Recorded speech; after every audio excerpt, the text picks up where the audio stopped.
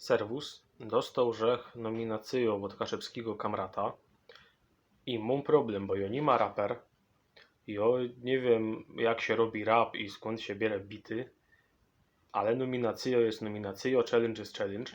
Bez to, że wiąże gitara od onkla, napisał, że się bit, szrajbnął, że się tekst i zobaczymy, co będzie. Dostał nominację od Adama do Żyjada.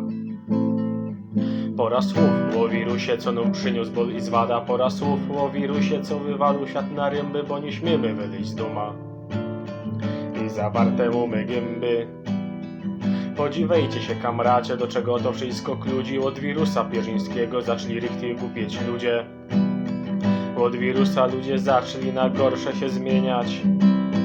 Wirus zabrał nam swoboda i ukradł marzenia.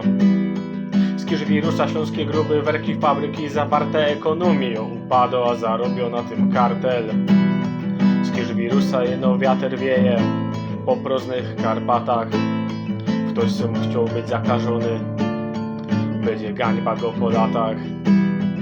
Ale wieża przyjdzie koniec i by dymy mieli fajer. Na ulicę wyjdą z połym rektor, feszter, pisarz, hajer. Wieża cuzamen wygrumy, wirus endlich doną pokój. Ten pieroński polonawirus z 1922 roku.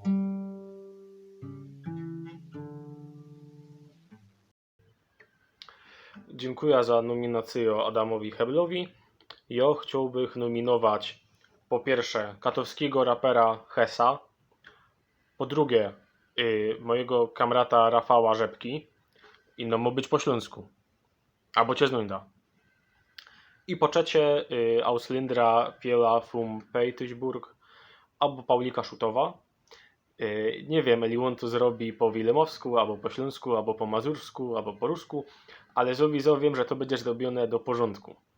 I pamiętajcie, że wszyscy możemy i powinniśmy dawać geld na doktorów, co kludzą ta haja ze nowym koronawirusem.